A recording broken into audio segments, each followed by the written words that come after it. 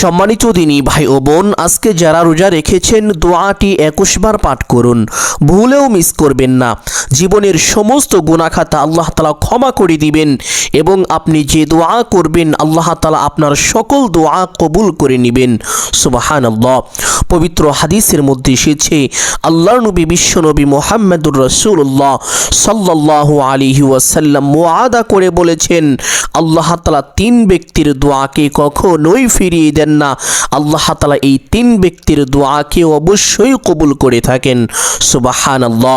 1 নম্বরে আল্লাহর নবী বিশ্বনবী মুহাম্মদুর রাসূলুল্লাহ সাল্লাল্লাহু আলাইহি ওয়াসাল্লাম বলেন যে ন্যায়পরায়ণ শাসকের দোয়া আল্লাহ তাআলা কখনোই ফিরিয়ে দেন না। 2 নম্বরে মজলুম ব্যক্তির দোয়া আল্লাহ তাআলা কখনোই ফিরিয়ে দেন না। 3 নম্বরে রোজাদার ব্যক্তির দোয়া আল্লাহ তাআলা কখনোই ফিরিয়ে দেন না। এই 3 ব্যক্তির দোয়া আল্লাহ তাআলা সাথে সাথে কবুল করে থাকেন। সুবহানাল্লাহ। আরেকটি হাদিসের মধ্যে আল্লাহর নবী বিশ্বনবী মুহাম্মদুর রাসূলুল্লাহ সাল্লাল্লাহু আলাইহি ওয়াসাল্লাম বলেন যে 3 ব্যক্তির দোয়া আল্লাহ তাআলা কখনোই ফিরিয়ে দেন না। 1 নম্বর পিতামাতার দোয়াকে আল্লাহ তাআলা কখনোই ফিরিয়ে দেন না। 2 নম্বর মজলুম ব্যক্তির দোয়া আল্লাহ তাআলা কখনোই ফিরিয়ে দেন না। 3 নম্বরে রোজাদার ব্যক্তির দোয়া আল্লাহ তাআলা কখনোই ফিরিয়ে দেন না। সুবহানাল্লাহ। সম্মানিত দিনী ভাই ও বোন, 2টি হাদিসের মধ্যে রোজাদার ব্যক্তির কথা আল্লাহর নবী সাল্লাল্লাহু আলাইহি ওয়াসাল্লাম বলেছেন যে আল্লাহ তাআলা রোজাদার ব্যক্তির দোয়াকে সাথে সাথে কবুল করেন, তার দোয়াকে কখনোই খালি হাতে ফিরিয়ে দেন না। এই জন্য যারা আজকে রোজা রেখেছেন আলহামদুলিল্লাহ, শুধুমাত্র দোয়াটি 21 বার পাঠ করে আল্লাহ তাআলার কাছে আপনি যা চাইবেন আল্লাহ তাআলা আপনাকে তাই দান করিবেন। সুবহানাল্লাহ। অনেকেই অনেক সমস্যায় জর্জরিত হয়ে আছেন, অনেকেই অভাবগ্রস্ত, অনেকেই ঋণগ্রস্ত, লক্ষ লক্ষ কোটি কোটি টাকা ঋণ করে ফেলেছেন, অনেক চেষ্টা করেছেন, কোনোভাবেই ঋণ পরিশোধ হচ্ছে না। আমি বলবো আপনার ঋণের পরিমাণ যদি পাহাড় সমানও হয়ে থাকে, আপনি এই ছোট্ট আমলটি করুন, আল্লাহ তাআলা অতি দ্রুত আপনার সমস্ত ঋণ কুদরতিভাবে পরিশোধ করে দিবেন। আপনি অবাক হয়ে যাবেন, আশ্চর্য হয়ে যাবেন, চতুর্দিক থেকে আল্লাহ তাআলা আপনাকে রিজিকের ব্যবস্থা করে দিবেন। সুবহানাল্লাহ। সম্মানিত দিনী ভাই ও বোন, অনেকে আছেন কঠিন রোগে আক্রান্ত, যেই রোগের চিকিৎসা হয় না, যেই রোগের কোনো ঔষধ পাওয়া যায় না, খুব কষ্টের মধ্যে আছেন। আমি বলবো এই ছোট্ট আমলটি করুন, আল্লাহ তাআলা আপনাকে পরিপূর্ণ শিফায়ে আজিলা কামিলা নসিব করে দিবেন, পরিপূর্ণ সুস্থ হয়ে যাবেন। সুবহানাল্লাহ। অনেকেই কঠিন বিপদের মধ্যে আছেন, বিপদ কোনোভাবেই দূর হচ্ছে না, বালা মুসিবত চতুর্দিক থেকে আপনাকে পাকড়াও করছে। আমি বলবো এই ছোট্ট আমলটি করুন, আল্লাহ তাআলা সকল প্রকার বিপদ আপদ বালা মুসিবত সাথে সাথে দূর করে দিবেন। সুবহানাল্লাহ। অনেকেই অনেক টেনশন পেরেশানির মধ্যে আছেন, চাকরি খুঁজছেন, ব্যবসা বাণিজ্য করছেন, উন্নতি হচ্ছে না, দিন দিন ক্ষতির মধ্যে পড়ে যাচ্ছেন। আমি বলবো এই ছোট্ট আমলটি করুন, আল্লাহ তাআলা সকল প্রকার সমস্যা দূর করে দিবেন। সুবহানাল্লাহ। অনেকে অভাবগ্রস্ত, তাদেরকে আল্লাহ তাআলা এই ছোট্ট আমলের বরকতে সচ্ছলতা দান করিবেন, চতুর্দিক থেকে টাকা পয়সা ধন সম্পদের ব্যবস্থা করে দিবেন। সুবহানাল্লাহ। এক কথায় আপনি আল্লাহ তাআলার কাছে যা চাইবেন আল্লাহর নবী বিশ্বনবী মুহাম্মদুর রাসূলুল্লাহ সাল্লাল্লাহু আলাইহি ওয়াসাল্লাম ওয়াদা করে বলেছেন যে আল্লাহ তাআলা আপনাকে তাই দিবেন।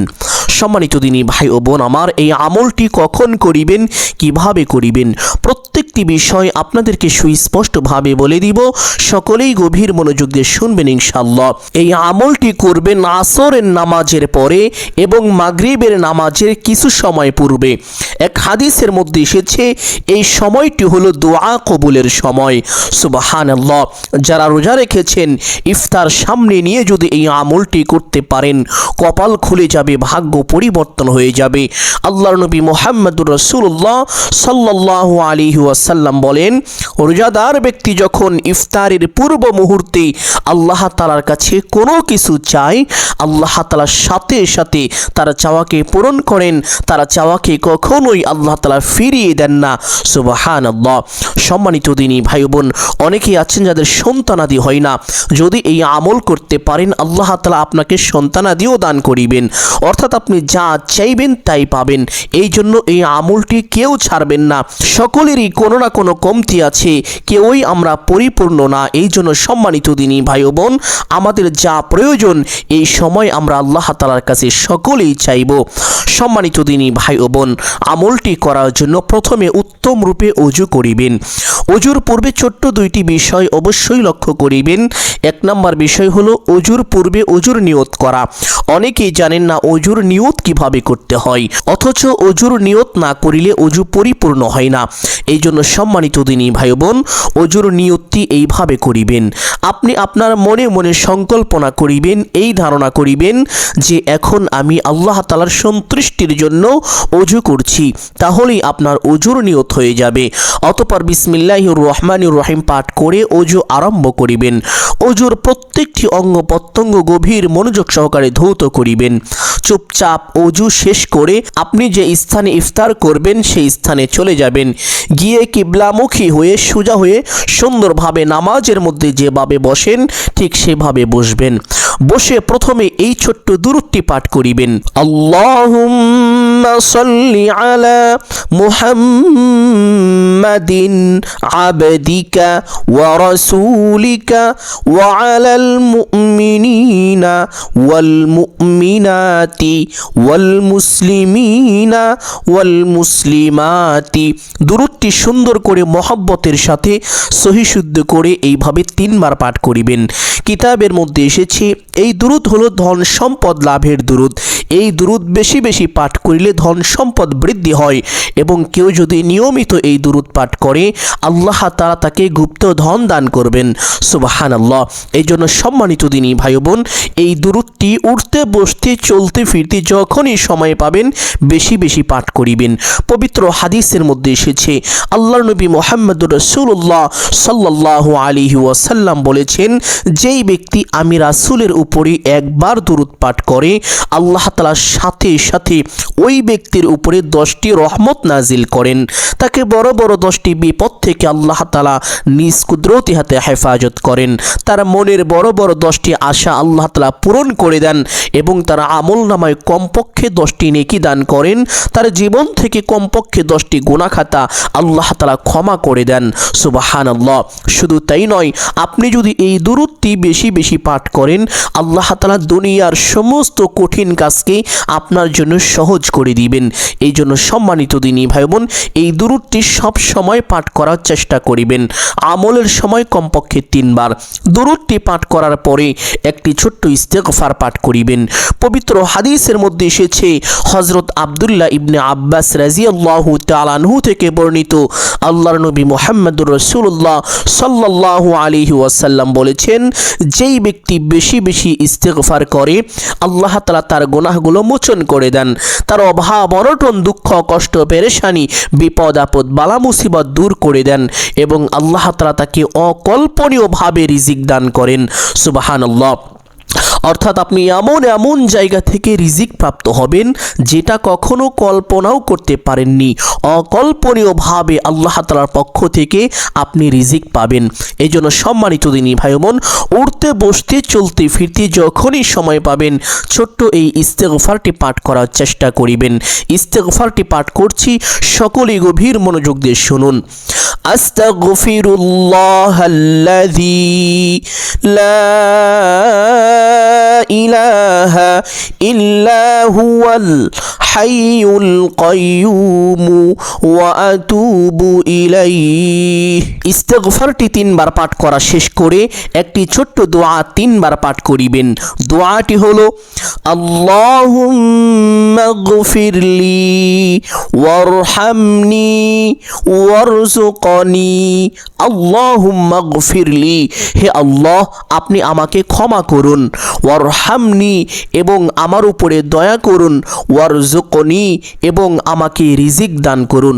এই চমৎকার অর্থবোধক ছোট্ট দোয়াটি 21 বার পাঠ করিবেন। আল্লাহর নবী বিশ্বনবী মুহাম্মদুর রাসূলুল্লাহ সাল্লাল্লাহু আলাইহি ওয়াসাল্লাম এই দোয়াটি বেশি বেশি পাঠ করতেন।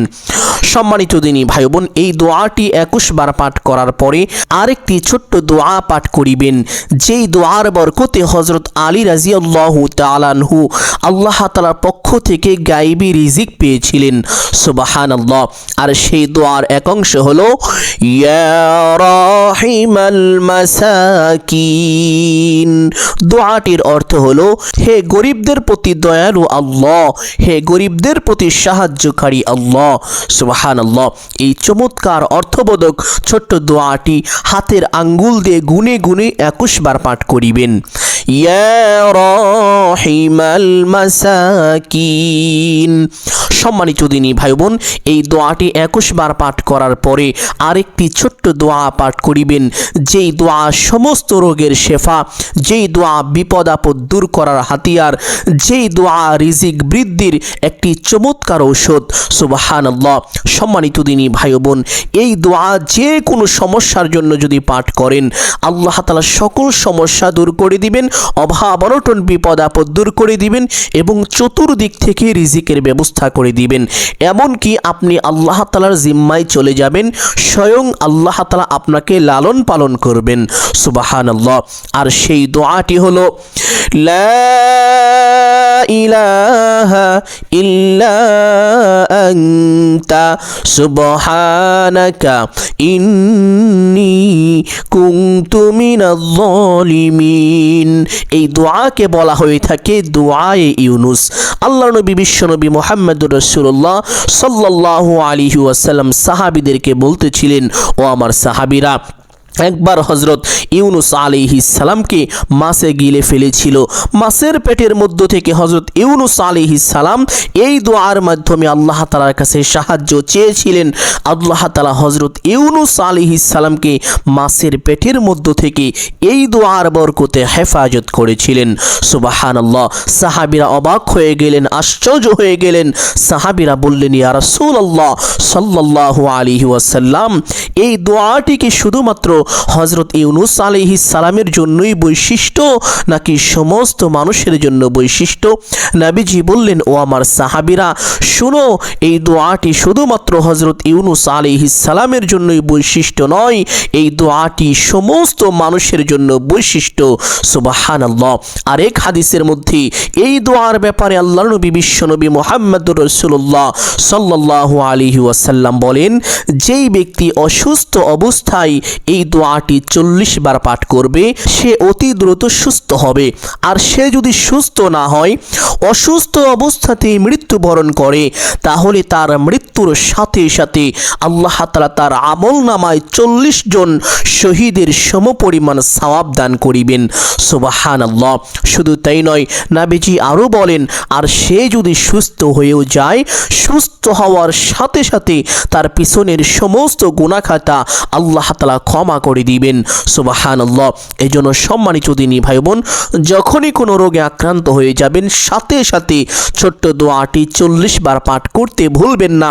দোয়াটি অবশ্যই সহি শুদ্ধ করে এইভাবে পাঠ করিবেন। লা ইলাহা ইল্লা আনতা সুবহানাকা ইন্নী কুনতু মিনাজ জালিমিন। সম্মানিত দিনী ভাই বোন, আমলের সময় দোয়াটি 40 বার পাঠ করিবেন। জীবনের যত অভাব আছে, দুঃখ কষ্ট আছে, পেরেশানি আছে, বিপদ আপদ আছে, বালা মুসিবত আছে, আজকে থেকেই তা দূর হয়ে যাবে। সুবহানাল্লাহ। সম্মানিত দিনী ভাই বোন, দোয়াটি 40 বার পাঠ করার পরে একটি ছোট্ট দোয়া পাঠ করিবেন, যেই দোয়াটি আল্লাহ নবী সাল্লাল্লাহু আলাইহি ওয়াসাল্লাম ইফতারের পূর্ব মুহূর্তে বেশি বেশি পাঠ করিতেন। দোয়াটি হলো ইয়া ওয়াসিআল ফাদলি গফিরলি, ইয়া ওয়াসিআল ফাদলি গফিরলি। এই দোয়াটি 21 বার পাঠ করিবেন। সম্মানিত দিনী ভাই ও বোন আমার, দোয়াটি পাঠ করা শেষ করে 3 বার এই দুরূদটি মহব্বতের সাথে পাঠ করিবেন। আল্লাহুম্মা সাল্লি আলা মুহাম্মাদ ওয়া আলা আলি মুহাম্মাদ কামা সাল্লাইতা আলা ইব্রাহিম ওয়া আলা আলি ইব্রাহিম ইন্নাকা হামিদুম মাজিদ আল্লাহুম্মা বারিক আলা মুহাম্মাদ ওয়া আলা আলি মুহাম্মাদ কামা বারাকতা আলা ইব্রাহিম ওয়া আলা আলি ইব্রাহিম ইন্নাকা হামিদুম মাজিদ। যদি এই দুরূদটি না পারেন তাহলে যে কোনো একটি দুরূদ 3 বার পাঠ করিবেন। দুরূদ পাঠ করা শেষ করে দোয়া মোনাজাত করবেন। এখন আপনি যা চাইবেন আল্লাহ তাআলা আপনাকে তাই দান করিবেন। এই জন্য আপনার যা প্রয়োজন তা আল্লাহ তাআলার কাছে অবশ্যই চাইবেন।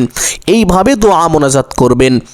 আলহামদুলিল্লাহি রাব্বিল আলামিন ওয়াসসালাতু ওয়াসসালামু আলা সাইয়্যিদিল আম্বিয়াই ওয়াল মুরসালিন। অতঃপর সমস্ত কিছু চাওয়া শেষ করে একবার বলবেন, হে আল্লাহ, আপনার হাবিবের উসিলা করে আমার দোয়া মোনাজাত কবুল আর মঞ্জুর করুন। অতঃপর 3 বার বলবেন, আমিন আমিন আমিন বিরহমাতিকা ইয়া আরহামার রাহিমিন। এইভাবে দোয়া মোনাজাত শেষ করবেন। দোয়া মোনাজাত শেষ করে একবার দুরুদে ইব্রাহিম পাঠ করিবেন। না পারলে যে কোনো একটি দুরুদ একবার অবশ্যই পাঠ করিবেন। অতঃপর ইফতারের সময় হওয়ার আগ পর্যন্ত সেই স্থানে বসে আপনি যে দুরুদ পারেন, যেই দুরুদ আপনার কাছে ভালো লাগে সেই দুরুদটি পাঠ করতে থাকবেন। যখন ইফতারের সময় হয়ে যাবে, মসজিদে আজান দিয়ে দিবে, তখন ইফতারের দোয়া পড়ে ইফতার করবেন। অনেকে ইফতারের দোয়া পারেন না, দোয়াটি বলে দিচ্ছি, সকলেই সহি শুদ্ধভাবে মুখস্থ করবেন। দোয়াটি হলো আল্লাহুম্মা লাকা সুমতু ওয়া আলা রিজকিকা আফতারতু। ইফতারের জন্য আরেকটি প্রচলিত দোয়া আছে। দোয়াটি হলো আল্লাহুম্মা সুমতু লাকা ওয়া আলা রিজকিকা আফতারতুকা বিরহমাতিকা ইয়া আরহামার রাহিমিন। এই দোয়াটি যারা পারেন এটাও পড়তে পারেন, কোনো সমস্যা নেই। তবে এটা পড়ার চেষ্টা করিবেন আল্লাহুম্মা লাকা সুমতু ওয়া আলা রিজকিকা আফতারতু। এই দোয়াটি সবচেয়ে বেশি হাদিসের মধ্যে পাওয়া যায়। এই জন্য সম্মানিত দিনী ভাই বোন, এই দোয়াটি পাঠ করে ইফতার করার চেষ্টা করিবেন। ইফতার শেষ করে যারা দোয়া পারেন দোয়া পড়বেন, দোয়া না পারলে একবার আলহামদুলিল্লাহ পাঠ করবেন। সম্মানিত দিনী ভাই বোন, আমি আশা করছি আজকের এই আলোচনাটি আপনাদের সকলের জন্য অত্যন্ত গুরুত্বপূর্ণ এবং উপকারী ছিল। অতএব সকলকে বলবো সদকায়ে জারিয়ার উদ্দেশ্যে কমপক্ষে একটি হলেও শেয়ার করে দিবেন। যদি আলোচনাটি ভালো লাগে অবশ্যই ভিডিওতে একটি লাইক করবেন, কমেন্টে আমিন বলে দোয়ায় শরীক থাকবেন। এবং যারা এই চ্যানেলে নতুন দর্শক রয়েছেন সকলেই চেষ্টা করিবেন চ্যানেলটি সাবস্ক্রাইব করে রাখার জন্য। সকলের জন্য অন্তর থেকে দোয়া করি আল্লাহ তাআলা সকলকে ভালো রাখুন, সুস্থ রাখুন, জানে মালে কামায় রুজিতে প্রচুর পরিমাণ বরকত দান করুন। সকলেই বলি আমিন সুম্মা আমিন। আসসালামু আলাইকুম ওয়া রাহমাতুল্লাহি ওয়া বারাকাতুহু।